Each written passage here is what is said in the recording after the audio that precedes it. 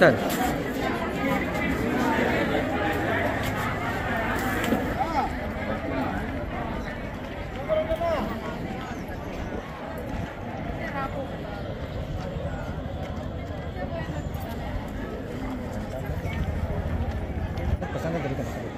పల్నాడు ఏరియాలో ఎలక్షన్ ఎలా జరుగుతుంది?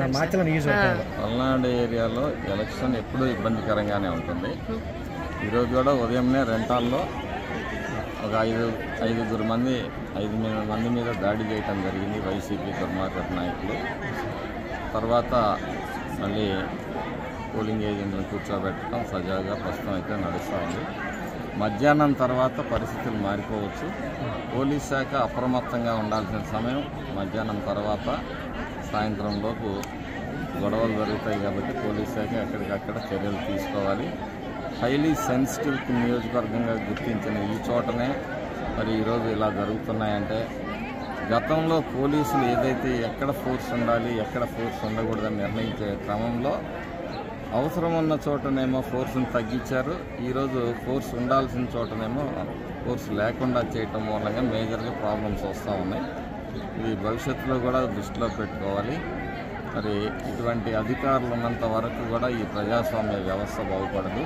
రౌడీయిజం గూండాయిజం పెచ్చిమీదుతుంది. దీన్ని అరికట్టాల్సిన అవసరం ఉంది. సమాజంలో ఉన్న ప్రతి ఒక్కళ్ళు కూడా ఆలోచించాలి. రౌడీలకు ఓట్లు వేస్తే రౌడీ రాజ్యం అయిపోతే మన భవిష్యత్తు శూన్యం.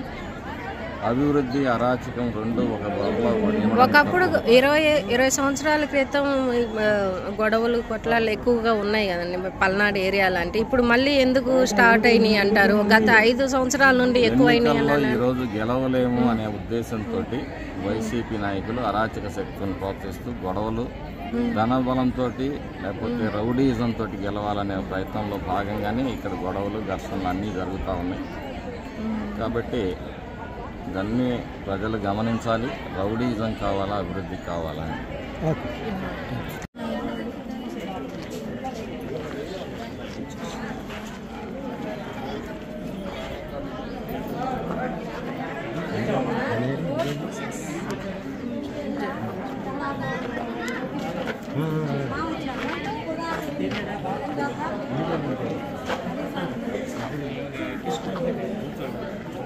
ఓటింగ్ ఎలా జరుగుతుందండి?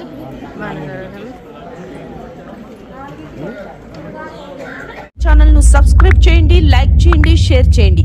మా లేటెస్ట్ అప్డేట్స్ కోసం పక్కనే ఉన్న బెల్ ఐకాన్ ని క్లిక్ చేయండి.